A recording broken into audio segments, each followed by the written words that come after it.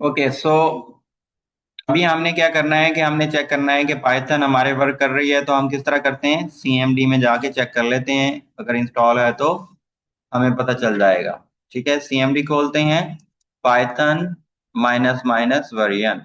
Okay, तो यहाँ हमें पाइथन का जो है ना वो आ रहा है, जो उनकी अंडरस्टैंडिंग, ठीक है, वर्जन। अब हमें एक और क्या चीज करनी है, हमने अब करना है पाइथन में वर्क, कोड लिखना है। उसके लिए अगर हम यहाँ सर्च करें पाइथन, आ रही है पाइथन, इसके ऊपर क्लिक करें तो जब हम इसको चलाते हैं तो ये सीएमडी में अभी पाइथन स्टार्ट हो गई है। जब भी हम पाइथन स्टार्ट करेंगे ना डायरेक्ट, तो आप ये देखें कि ये 3 ब्रैकेट नजर आ रही हैं। अब उससे पहले लिखा आ रहा है पाइथन 3.14, ठीक है, ये पाइथन की इंफॉर्मेशन दी जा रही है। अब ये पाइथन स्टार्ट हो गया, इसमें हम पाइथन का कोड कर सकते हैं। सीएमडी में पाइथन ओपन हो गई है। लेट्स से हम जो है ना वो ये वेरिएबल बनाया, एंटर, दूसरा वेरिएबल बनाया, ठीक है, रिजल्ट स्टोर किया सी में,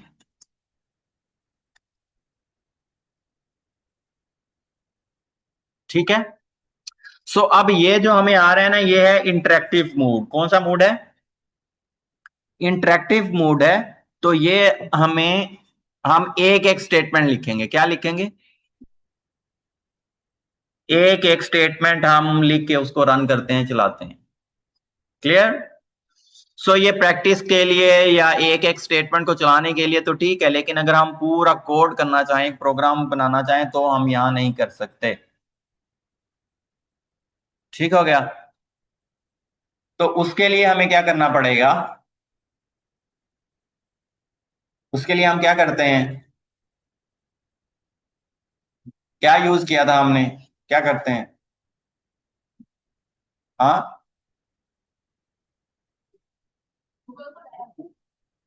अब हमने वो यूज क्यों किया था।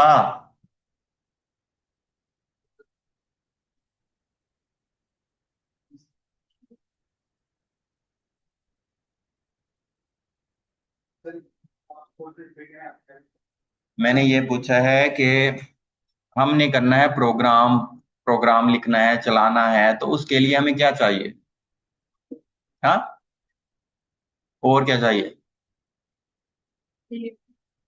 सो हमें एज अ होल इन चीजों को करने के लिए क्या चाहिए, आईडीई चाहिए, जो हमने डिस्कस किया था कि हमें कोड करने के लिए, पूरा प्रोग्राम बनाने के लिए, उसको एग्जीक्यूट करने के लिए, सारी चीजों को मैनेज करने के लिए हम क्या यूज करते हैं, आईडीई यूज करते हैं। कोलैब भी एक तरह का आईडीई है जो पाइथन को कोड करने के लिए यूज होता है। अब ये सिर्फ पाइथन है, हम उसमें कोड लिखते हैं, वो हमें एग्जीक्यूट करके दे देता है, लेकिन इसमें हमने फाइल कहाँ बनानी है, प्रोजेक्ट कहाँ बनाना है, कहाँ स्टोर करना है, ठीक है, पूरा कोड कहाँ रन करेंगे, वो चीजें हमें नहीं दे रहा। तो अब उसको करने के लिए हम क्या करेंगे, उसको करने के लिए हमें जो है ना वो आईडीई चाहिए। तो आईडीई वीएस कोड क्या है, वीएस कोड हम डाउनलोड कर लेंगे, ठीक है। वीएस कोड सर्च करेंगे, डाउनलोड,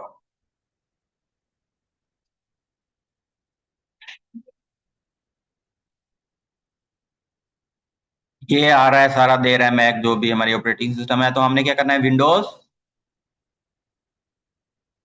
हम्म, विंडोज डाउनलोड कर लें। तो वो अभी हमारे ये जो है वो डाउनलोडिंग स्टार्ट हो गई है।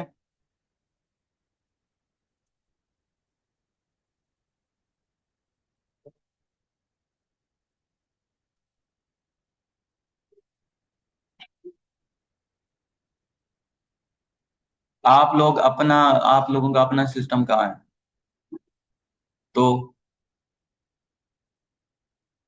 कल आपसे सुनूंगा मैं ये सारे जो टॉपिक लिस्ट करवाए हैं ना, वो याद हो, ठीक है। ओके,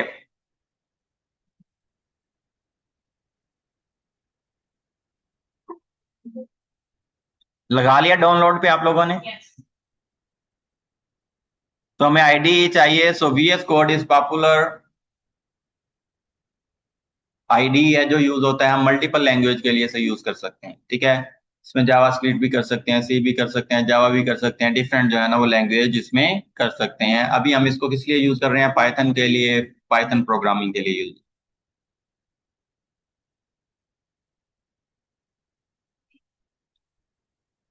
सो इंस्टॉल हो जाए तो आप जहां इंस्टॉल हुआ है उसे खोलें।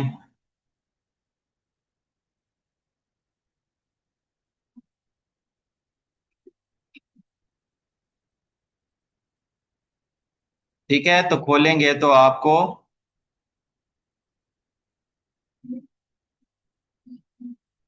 रन करें।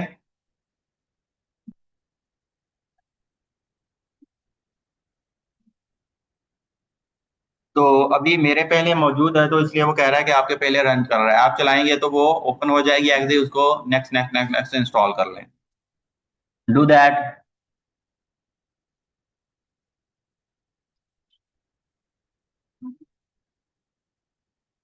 तो अभी मैं अपनी स्क्रीन स्टॉप करता हूँ, कोई अपनी स्क्रीन शेयर करे। जिसने अभी डाउनलोड कर लिया है वो स्क्रीन शेयर करे।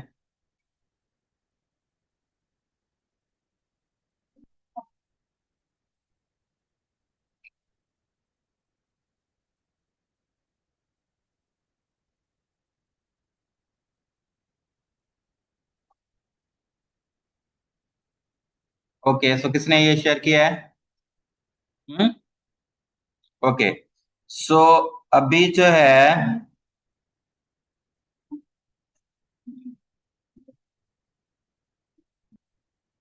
हाँ डाउनलोड खोलें, स्टार्ट करें उसे। हाँ ये इसके ऊपर, ये इसी पे क्लिक कर लें। हाँ ठीक है। यहाँ देखें दो चीजें बनी हुई हैं, एक साथ फोल्डर बना हुआ, अगर फोल्डर पे क्लिक करेंगे तो फोल्डर खोल देगा, अगर एग्जिट पे क्लिक करेंगे तो उसे ही चला देगा। अब यहाँ आई एक्सेप्ट द एग्रीमेंट हो गया।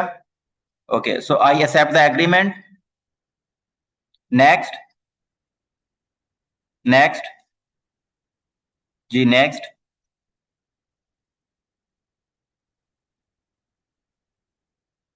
नेक्स्ट। बस इंस्टॉल कर लें इसे। नेक्स्ट नेक्स्ट नेक्स्ट करके जो डिफॉल्ट सेटिंग है उनके साथ ही इंस्टॉल कर लें।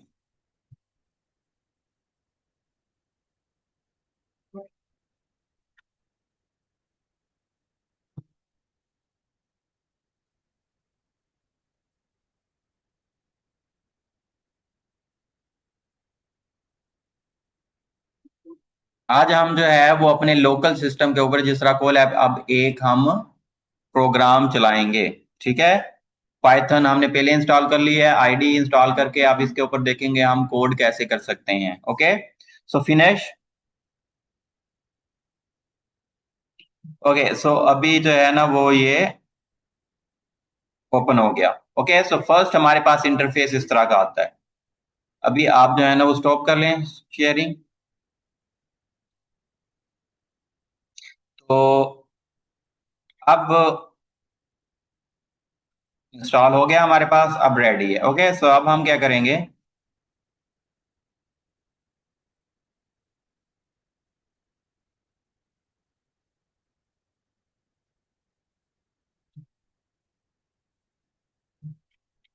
तो जब आप खोलते हैं तो आपको कुछ इस तरह सा नजर आता है। ठीक है, इंस्टॉल करने के बाद पहला जो व्यू है वो इस तरह से आता है। हमने हमेशा जाना है फाइल में, किसमें जाना है? क्या करना है? फाइल। सो हमेशा हमने प्रोजेक्ट बनाना है, अगर पहले से बना हुआ है तो उसको ओपन करना है, अगर नहीं है तो उसको पहले बनाना है। तो हम फाइल में आके क्या करेंगे? ओपन फोल्डर, क्या करेंगे? जहां भी हम अपना प्रोजेक्ट बनाना चाहें उसको रख लेंगे, C D E F में, डेस्कटॉप में, जहां भी आप इजी हैं वहां प्रोजेक्ट बनाना। लेट्स से हम डेस्कटॉप के ऊपर बनाते हैं PY प्रोजेक्ट। ठीक है,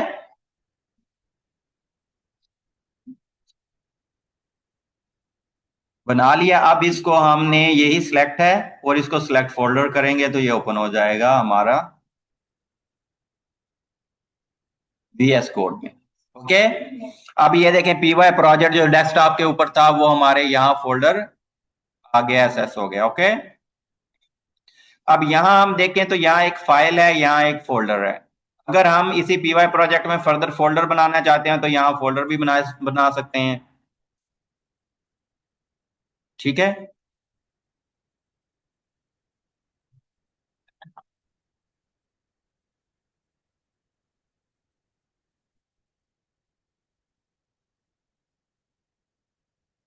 अब हमने PY प्रोजेक्ट में ही एक बेसिक्स का बना लिया, एक वेरिएबल्स का बना लिया फोल्डर।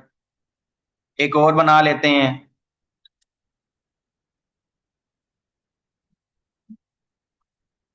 ठीक है, तो इस तरह जितने हमें फोल्डर की जरूरत होगी हम यहां से बना सकते हैं। अब इसमें भी हमने किसी में फोल्डर बनाना है तो इसको सिलेक्ट किया, इसमें जो बनाएंगे वो इसमें फोल्डर बन जाएगा। ओके,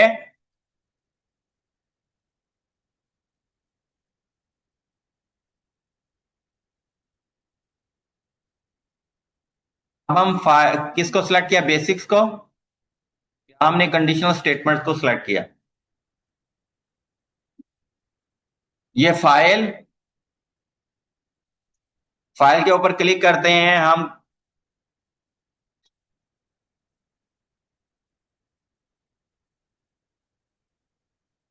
फाइल के ऊपर क्लिक किया, नाम रखा basics.py।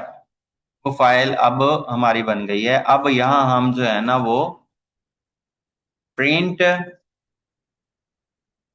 This is our first code on local machine. ठीक है जी, ये प्रिंट में हमने फाइल में लिख लिया। Control S. अब आप देखें ये वाला आपके पास बटन है इस तरह का।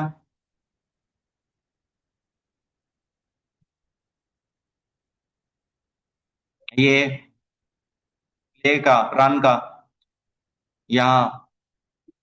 हाँ, ओके, सो नहीं होगा आपके पास। सो अब हमने ये फाइल बना ली है। ये फाइल कहाँ बनी हुई है, कौन बताएगा। कंडीशनल स्टेटमेंट के फोल्डर में basics.py की फाइल है। ये कहाँ, फोल्डर कहाँ बना था।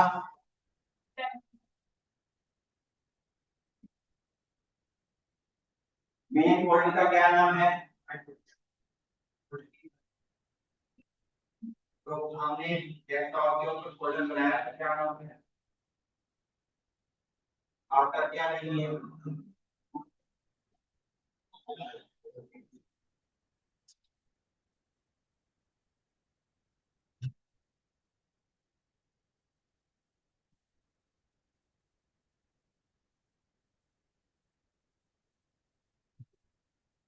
एक टाइम एक ही काम हो सकता है।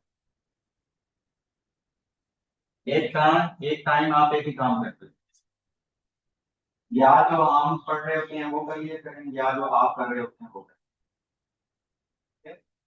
जब आप, मैं कुछ कहीं और बोल रहा होता हूँ, आप जो है ना वो पीछे होते हैं, कुछ और कर रहे होते हैं और वहीं अटके रहते हैं, फिर वो जो चीजें होती हैं आप ठीक कर देते हैं, बाद में आप खाली करते हैं।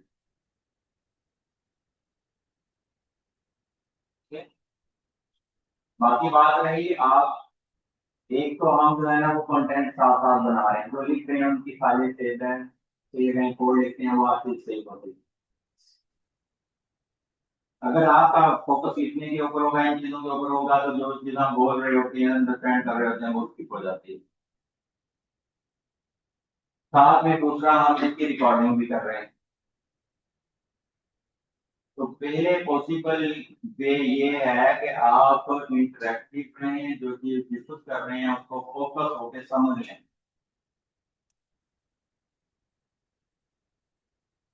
अगर वो आपको समझ आ जाती है तो वो आप 20 दफा भी चाहें वो खुद कर लें। ठीक है, तो अगर कोड की सूरत में है तो फाइल आपके पास अवेलेबल होगी, उसमें सारा कुछ लिखा हुआ होता है, वो आप देखेंगे तो आपके पास होगी।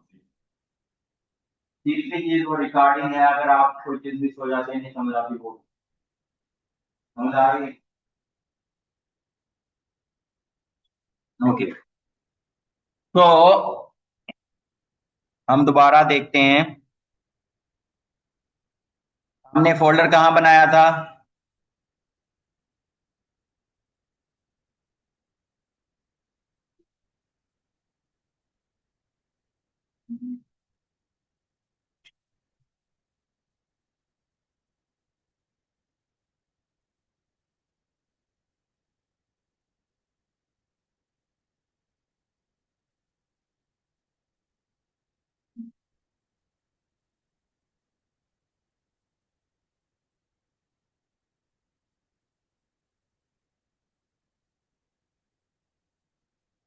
VS code. ठीक है, हमने ओपन कर लिया।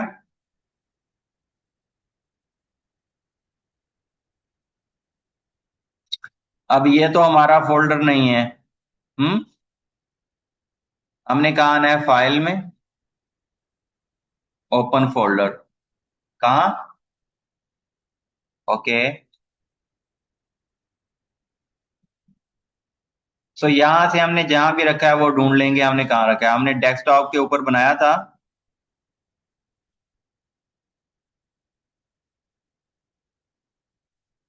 कौन सा था? PY project. सेलेक्ट कर ले। ठीक है, इसको सेलेक्ट, जो भी हमने खोलना है उसको चूज किया, और यहाँ सेलेक्ट फोल्डर। ओके। अब यहाँ हमारे पास आ गया। ओके। तो अब हम क्या करेंगे, किसी में भी हमने कोड लिखना है तो कोड लिखने के लिए हम क्या बनाएंगे? फाइल बनाएंगे। कहीं भी हम बना सकते हैं। ये लेट से रूट फोल्डर PY प्रोजेक्ट। बाहर जाके क्लिक किया तो अब ये हम कहाँ हैं? PY project base root folder में है। किसी और के ऊपर क्लिक करेंगे तो वही सिलेक्ट होगा। ठीक है, अब हम किस में? कंडीशनल स्टेटमेंट में। अब बेसिक्स में। अब वेरिएबल्स में। अब अब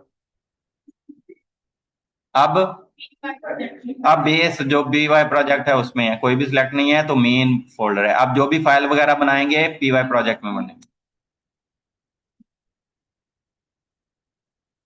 AB.py। ए बी हमने नाम रखा, डॉट PY उसकी एक्सटेंशन रखी। एंटर।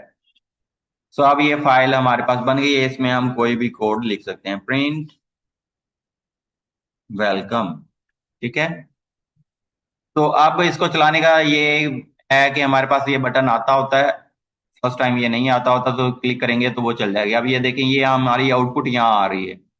जो भी हम कोड लिखेंगे उसकी आउटपुट अब ये इस टर्मिनल में आएगी।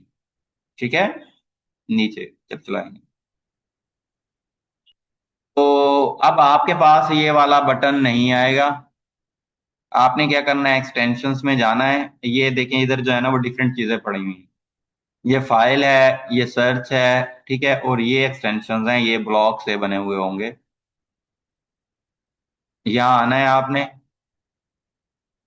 पाइथन।